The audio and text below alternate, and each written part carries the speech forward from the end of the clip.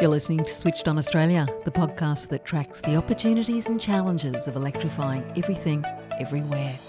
Switched On is brought to you by the publishers of Renew Economy, Australia's best informed, most read website focusing on the green energy transition, and is supported by Boundless Earth. Boundless Earth uses philanthropy, investment and direct advocacy to help Australia become a global force in a decarbonised world. Hello and welcome to Switched On Australia, the podcast where we explore the people, the ideas and technologies driving the clean energy revolution. I'm Anne Delaney, speaking to you from the lands of the Arakwal people of the Bundjalung Nation. Thanks for joining me. When we talk about the clean energy transition, the spotlight often falls on the big ticket items, the solar panels, wind farms, big batteries. But here at Switched On, we do like to shine a light on one of the most powerful and often overlooked tools that we already have, energy efficiency. It's not always visible, but it can be game-changing. Energy efficiency basically means doing more with less, using less power to achieve the same results by cutting waste and improving performance. Whether it's heating a home, cooling a room, or running some of our machines, it's one of the fastest, cheapest and smartest ways to reduce emissions and bring down energy bills. But if it's such a no-brainer, what's holding people back? In this episode, we're looking at a new survey from Clipsal by Schneider Electric that dives into how Australians really think and feel about home energy use. And while more than 85% of survey respondents ranked energy efficiency as a top priority, the gap between good intentions and real action remains wide. To unpack what's driving that disconnect and what can help close the gap, I spoke with Kerr, Vice President and CEO of Clipsal. And I began by asking him, what was the motivation behind this survey? Look, we've done this for the last 3 years, Anne, just to really understand what Australians are looking for in energy efficiency, and also to understand the change over time as well, and to really pinpoint, where we can help as a business that's been in Australia for over 105 years. We will go into the details of the survey, but what emerged as, top of mind issues for people in this particular survey this year? Yeah, look, one of the biggest takeaways is that 87% of Australians rank energy efficiency as their top home improvement priority. And so that's a really strong signal of intent. And that's even despite the cost of living pressure. But there's a real gap between intention and then the action, with only 28% of people sort of planning to switch their renewable energy supply at home, and only a third of them seeing reducing their carbon footprint as a top priority. So, but we do see a real change in this. If we look at the age demographics, if we look to the younger generation, they're really interested in the sustainability of managing their home. And then if we look to obviously the other end of the scale in terms of the demographics, there's certainly an intent there as well, but that's more about managing cost. So we have this younger demographic that's coming through that look at sustainability and managing that, but also at the other end, managing that cost. So there's quite some really nice chunky insights into what people are thinking about doing and what are those next steps in doing so. Is cost the main issue that is inhibiting people from taking that action that you took out? Yeah, certainly. We do have a cost of living pressure. The people, as they start into this journey, they're having to manage something that they've never really had to manage before, and that's their energy usage in their home. Now, the biggest thing that we see is bill shock. People get bill shock, so they get their monthly or their quarterly power bill, and then it's got to a point now where, okay, I need to do something about this. So what am I going to do? And that's then really the next steps on that journey to try and understand and how they manage it, because yes, that cost of living pressure and that bill shock really puts them into intent or go towards intent. And that's where we come down to why they rank that energy efficiency is sitting at around 87%. And have you found that those cost of living pressures and the bill shock is actually changing people's attitudes over the 3 years that you've done these surveys? Yeah, it's always, I mean, energy efficiency is ranked quite high, but you do see it as coming in. So, if we look to the market, we can see that happening every day out in the market. People try to insulate themselves from that, and excuse the pun, but you can see that, we have almost 11 million dwellings in Australia. If you look at solar, we're almost 40% of those homes in Australia have put solar in.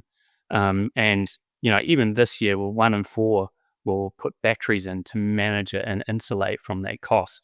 Because if we ever look over the last 3 years, if you look at the power bill and the cost per energy unit that you use in the home, that's increased quite dramatically. So people are trying to vote with their feet, but that also does come with a myriad of difficulties in terms of understanding what I need to do.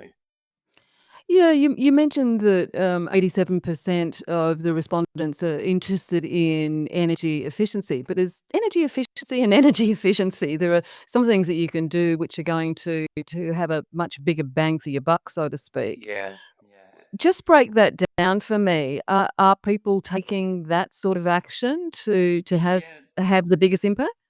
yeah, not really, and this is where we need to help on that. So, people will navigate towards, I'll turn off the lights or I will do more recycling in my home, but that really isn't going to really make the difference. It's not material enough.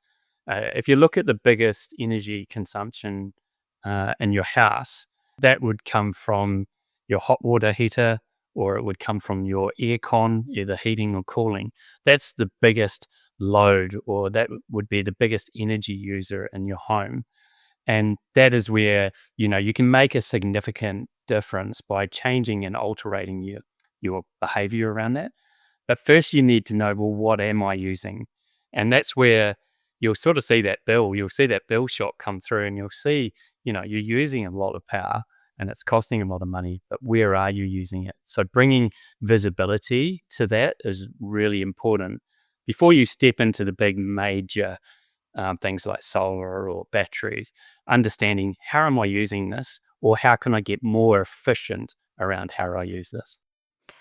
This sort of comes down to an ease of use issue, doesn't it? Because it's pretty easy to turn off the lights when you exit the room, etc. And I presume people don't see that as impacting too adversely on the way that they're dealing or what they're doing in their houses, but some of the other issues are more complex, obviously. Yeah. Is that what I mean, I presume finances are one, obviously, we all know are one issue that make people balk, but also just the difficulties and the complexity of taking further action. Surely that's impacting. Is that what you found in the survey? Yeah.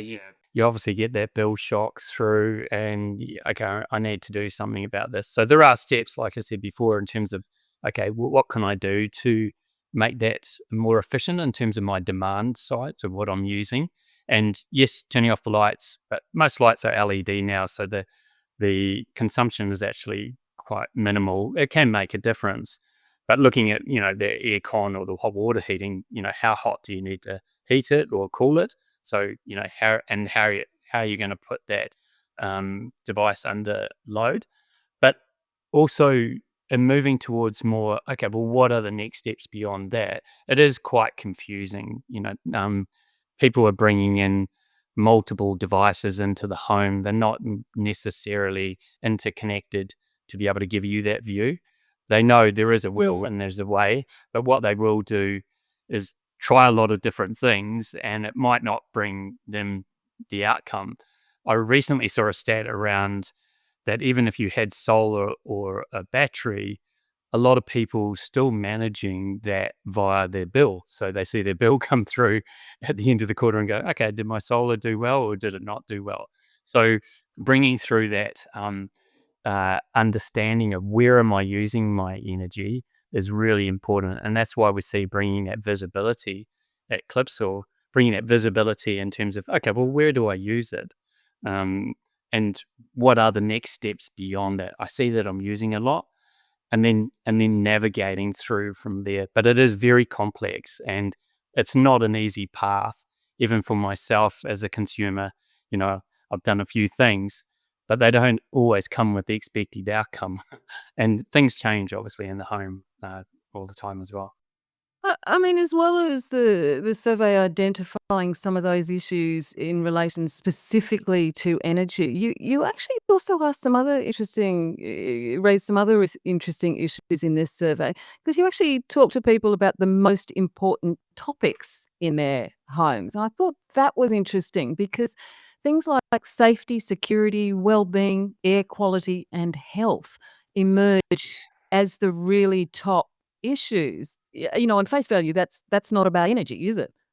No, no, it's not. And I mean, if you think about your home as your castle, so that's very important that you've got something that has a safe environment. If you think about energy for the home, in the past, it's always been about let's make sure that there's good security and safety around that.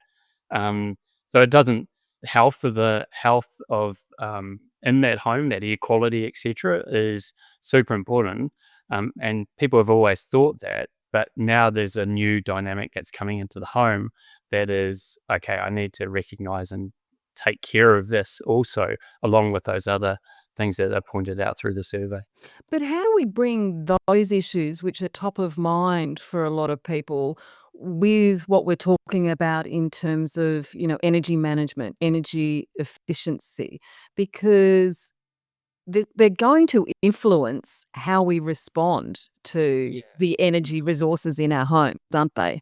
Yeah, like if I look to my own home, if you look to the segmentation of my home, I've got a big family, a family of four daughters, and with my Lucky wife. you. Yes, thank you. They're big energy users too, which is great. Um, but if I look to myself and maybe I think of myself as a reincarnated engineer, I will look at the house from a return on investment point of view, an ROI. We get to that bill shock, which we did as a family 4 years ago. It got to a point where, okay, it makes sense to invest in something to be able to manage this. But my wife doesn't necessarily sit into that segment. She wants a return on comfort. So I want the house to be comfortable. I want it to be, those things that we talked about before in terms of, clean air environment, etc. But her focus is around comfort and safety and security. Not to say that I don't have the same, but I'm leading more with that ROI. But if I look to my kids, they are more interested on the return on environment, so the ROE. They're obviously not paying the bill, they like it being comfortable, but they want to know, what are we doing to make a difference? So I think understanding the dynamics of the home and what they're equally looking for can bring the family together in terms of what we're going to do in the future.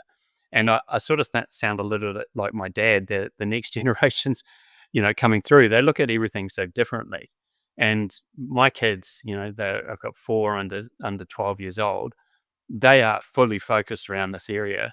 So I think by understanding that the home is, that place, that castle, but also within that home, there's a number of different dynamics that are going to drive the next steps that are in that home. Mm. So we in Clipsal, we regard ourselves as the iOS for the house. We've been in Australian homes for over 105 years.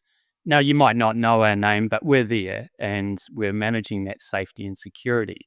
One of the things is to bring visibility to that, and through, that circuit breaker that you see out on the wall, that's highly likely it's going to be a Clipsal product. How can we understand the energy usage around that?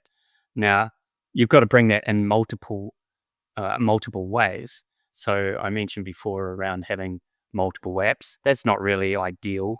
Um, what from our research, what is showing us is that consumers just want one front door. They want a front door that Mm. enables them to look at everything in their house, depending on what they want. So for me, that one front door is wiser. This is a sort of like a home automation brain that sits in the home, and it looks at everything that you from an electrical point of view and goes, okay, this is what you're using. Now that's good for me. I can say, okay, you know, this is what we're using in terms of usage. What could we do? But what my wife, if I talk about that return on comfort, and also my kids, they just want to see, is the home net zero today? Like, what do we use? What do we do? Because, this is a language that consumers have never really sort of understood around, say, the energy usage or the kilowatt in the home. So it's really important that we simplify that depending on the person that's using it, and then they get value out of it. By having the tools within there, you get that visibility at a discrete level if you want, or at a really holistic level if you want as well. And what's going to improve that over time is AI. Now, I know that's the new buzzword, but AI will make a big difference in terms of that energy usage that you have in your home in a real-time way. Let's look at AI in a sec. I just want to backtrack slightly. What you're suggesting is that we need greater simplicity because, there are potentially a lot of machines and technology that we might be introducing to our homes. So we all want the simplicity and energy. Managing energy can be too complex for a lot of us. But just going back to that issue that you've identified in the survey about safety, for instance, like 91%, I think it was, of your respondents see that as the most important issue in their homes. Now, a lot of that, I would guess, that people are talking about is keeping people who they don't want in the house out, etc. Making sure everything works and the machinery does work and it's safe, etc. But the other issue surely is, and this is where I think, some people are concerned or cautious or hesitant about machinery and technology. So it's kind of like the technology is going to give us the simplicity on the one hand, but is it going to give us that safety and security on the other, that we feel confident to be in our own homes, which should be our castles? Yes. Are we going to feel confident that this technology is not going to undermine us, that we're going to have a whole lot of data crises, etc., that our information is going to go to people we don't want it to go to, etc., because the technology is going to require a lot of data. Yes, yeah, yeah. So maybe, like I said before, Clipsal is owned by Schneider Electric, and cybersecurity is one of the biggest pillars that we have in our business. And that because Schneider is dealing with a lot of industries where, if you think about the bigger buildings that we're embedded into, cybersecurity is really, really important. It's managing industry, it's managing big buildings, but we bring the same to cybersecurity for the home as well, making sure that that data is hosted locally and within the regulations of what the Australian law puts there for us. So, it is, I think there's a number of, and when you look at that safety, it is broad. Um, the safety, you could look at it in a couple of different ways. One, safety from an electricity point of view. I've been told in the past that's dangerous, and, I don't really know a lot about it. That could be one. If you look at security, a very big market in Australia is around the security of homes. So you see, cameras, that data coming into the home. You see a lot of that coming into Australia where people are trying to manage that safety and security from a camera point of view. I think ultimately we want our homes to be safe in general. It's just, okay, well, what points within there are the most important? But I'd say they'd be constant over time, and that would bring, a as things and technology moves, then that could make you feel more safe or more secure over time as well. Like, for instance, security cameras, we've seen an explosion of that. I mean, as you mentioned, that we've seen an explosion in the range of artificial intelligence platforms in the last year. But are householders ready to integrate AI into their smart home energy solutions? Yeah, there is already, like, there's obviously different degrees and levels of AI. But if we look to, there's a basic home automation, if this then that, so IFT. So if this happens, do this, right? So if, for instance, my camera picks up someone, turn on the lights. So that's sort of like a basic basic AI. We typically do the same things in our houses. We're creatures of habit. So we typically do the same things in our houses all the time. I remember seeing a study 20 years ago by the BBC where they set up cameras in the house to see what were the patterns, what were the heat mapping within the house of how you used the house and how much of the house that you were using. I remember strikingly, there's a lot of the house that's not even touched, you know. So Yeah. that's where I think AI can become, or expanding on IFFT, if this, then that can become embedded in terms of making it more convenient. And convenience does win in the home. So, for instance, AI can get to give you a couple of use cases. AI could say, okay, well, I see you coming into not the camera, but I can, from a sensor, I can see you moving into the lounge every night at 7 o'clock and you turn on the lights and turn on the TV. Would you like me to do that every night from there on? And that could be an answer, yes, don't ask me again. Right, so it would do that for you. If you're thinking about EV charging, the EV charger sees that the charger is unplugged at 8:45 in the morning. It's obviously a school run. That's going to school. It comes back a couple of hours later, and now your state of charge, or the amount of energy that you've got left in that car, is reduced. Would you like me to top it back up to 80%? Yes, don't ask me again. So I think that convenience, that's where I sort of see AI coming in to a number of different use cases to make it simpler and more convenient for the customer to, again, sort of manage something that they haven't really had to manage before. Clipsal is obviously focused on what individuals and householders can do. But I noticed that the survey also found that I think it was 69% of people believe emissions reduction is the government's responsibility. Do we need to shift that mindset from relying on policy to taking personal action more? Yeah, I think, and you can see that already happening. Like I said before, over up to 40% of homes in Australia moving towards solar. Now, if you look at the domestic carbon emissions in Australia, almost 50% of that comes from the home. And of that 50%, half of that is coming from obviously the vehicles that you use in the home. And also of the other 50%, half of it's how we construct our homes and then how we use the energy in our homes. So, yeah, you see consumers voting with their feet in terms of, going to that renewable energy. Of course, government has a part to play in that. And you see some of the schemes that are coming through recently around battery and solar that can help you on your journey. But in the home, that's you're in charge of that. So that obviously gives you, getting that insight is really, really important for the future as well for you. Another statistic that you showed in the survey was that 48% of respondents expressed a desire to achieve energy independence by basically generating their own power. But the survey identified that this wasn't one of the highest issues for people. I think you talked initially about that gap between people's attitudes and or their intentions and what they actually do.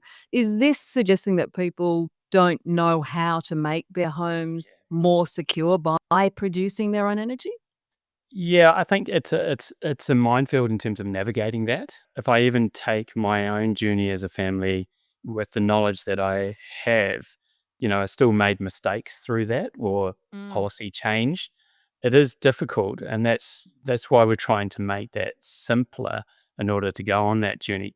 I think, the definitely, like we said, the intent is there for younger Australians. There's no doubt about it that, between 18 and 34, they're willing to invest in those energy upgrades, which is encouraging for the future, and obviously the older generation.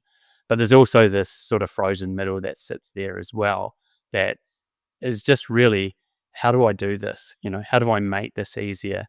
So one of the ways that Clipsal is focused on that is that we believe that electricians will be, that person that obviously in the past they've been there for the safety and the security of energy supply into the home, but they're going to be the trusted advisor to help you navigate what are those next steps. Hopefully they're there to be able to make the complex lot less complex. And what I'm encouraged by is in Australia, over 50% of electricians in Australia are under 36 years of age. So they pretty much sit in that younger Australian demographic. So they're very interested in, obviously, the tech and how to help people get there on their journey. We will probably use more energy in the next 10 years than what we've used in the last 50. And the electrification of homes is going to be a pivotal part of that as well. And being able to do that with being able to minimize that cost and get the best possible return. Does Clipsal and Schneider see its role changing to some extent, insofar as, I mean, you're a company that provides tech and appliances, but given what we're facing and given your willingness to do surveys like this, does it suggest that you see an increasing educative role for a company? Oh, absolutely. Yeah. And we've been in home automation for almost 30 years in Australia. And I talked before about Wiser. Wiser is sort of like the brains for the home. Right now it does a lot of lighting control and that sort of security part of it. When we survey those customers about what's their next step, what do they want? What do they want from Clipsal? And it's very, very clear, like the survey, it's around energy efficiency, energy management, actually. How do I do this next step? I like this platform. I like using it, and I get it. You've made it simple enough for us. How do I make this next step? And that's what we're fully focused on here in Australia. We do manufacturing in Australia, down in Adelaide, and we also have over 350 people focused on that manufacturing research and development on products for Australians. And that focus is there on what is that next step? And I think, as I mentioned before, around the first thing is getting that visibility. Where am I using this energy? And how do we bring that into the home to make it a lot easier for that next step? And we see that from the surveys that we do with our Wiser customers, is that big next step is energy management. And we're fully focused on that in terms of making that easier, more digital, and simpler and more convenient as well. But Chris, is it necessary for us all to adopt the smart tech and the high energy management systems if we want to reduce our electricity bills and live more sustainably? Yeah, no, it's not. I mean, some simple things that you can do. Of course, we talked about turn off the lights, but that's not going to really make a material difference. But if you look to the biggest energy users in the home, if we look at that aircon, for instance, cooling or heating, that would be one of the biggest loads in the home. Now, how you use that is important. Some people, it would be 30 degrees outside. They come home, they stick on the aircon. They might say, I want it to get as cold as it possibly can, as quick as I can. Now, that will use a lot of energy.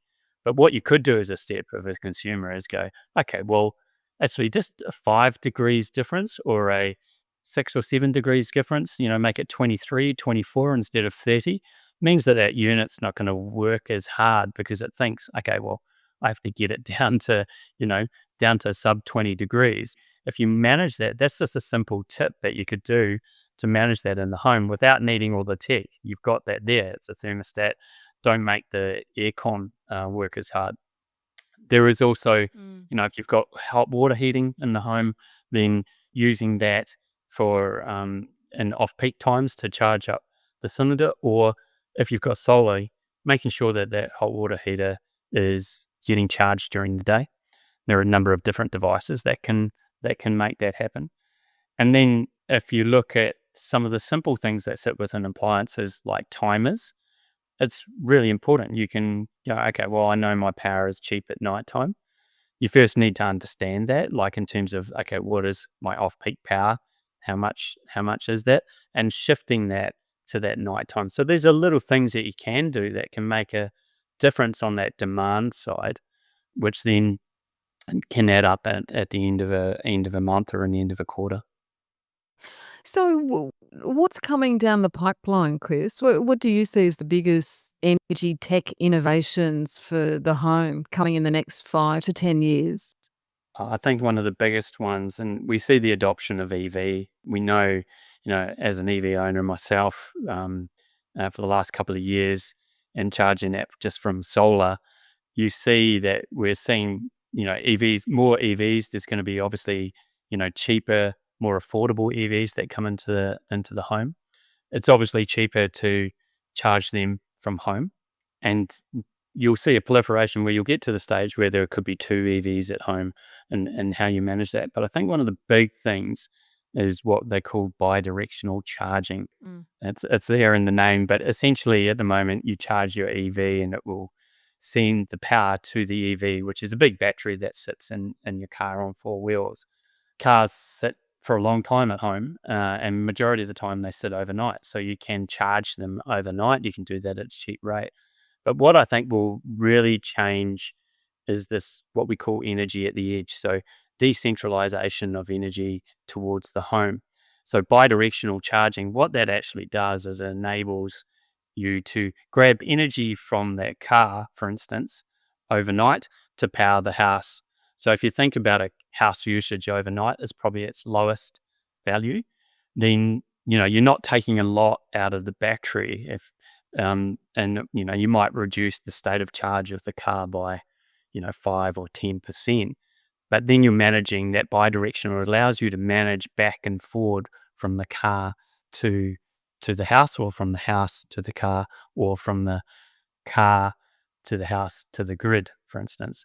I think that's going to be one of the big game changers, and you're going to see a lot more of this because it unlocks the potential that's in the car. And that's a big battery that's sitting there, and also it can give stability to the home and also to the grid if you're connected to the grid as well. You can see that really changing over time. Yes, it is. Bidirectional charging has required regulatory changes. Yes. Yeah. What do you see as some of the main regulatory and industry changes that you think are needed to make energy efficiency convenient for householders?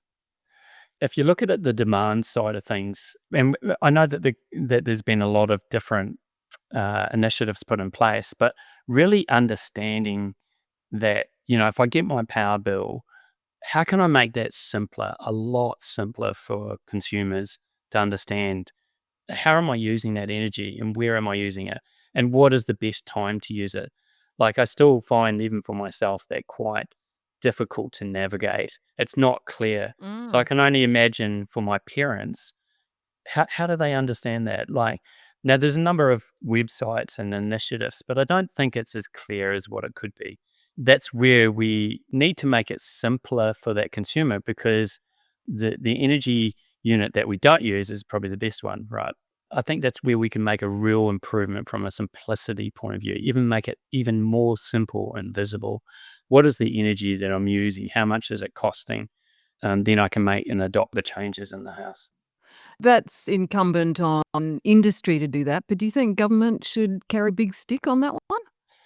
Oh, look, I probably, I'm not an expert on that side of things, but, they can certainly influence around that. Like we said, 87% of Australians rank energy efficiency as their top home improvement priority. So that gives you a level of, okay, well, this is what we need to do. So there's a lot of information in there that could, obviously help towards policy, etc. So, Chris, just a final question. This survey was conducted in a number of different countries. Australia was just one of them. How do the findings of what Australian attitudes are about energy in the home, how does that compare to some of the other countries you surveyed? Yeah, look, very, very similar in terms of the energy efficiency, the demographics, the younger generation, obviously pushing towards sustainability. And also, if I look at the majority, although the degrees of percentages might be slightly different, energy efficiency ranks highly, really highly. So, what we're doing here in Australia is mimicking what is happening globally. And we also see the real high cost of living pressures that are coming through, and also how consumers are reacting to that. So we are fully focused here in Clipsal in Australia to make sure we can address that and bring solutions that can help the homeowner for the future. Chris Kerr, thanks so much for joining Switched On podcast today. Thanks very much, Anne. Really enjoyed it. And Chris Kerr is the Vice President and CEO of Clipsal, a brand of Schneider Electric. That's it for this episode of Switched On Australia. If you enjoyed the conversation, help us spread the word, send us a like, share it with a friend, or leave a comment wherever you get your podcasts. I'm Anne Delaney. Thanks for listening, and I'll catch you next time.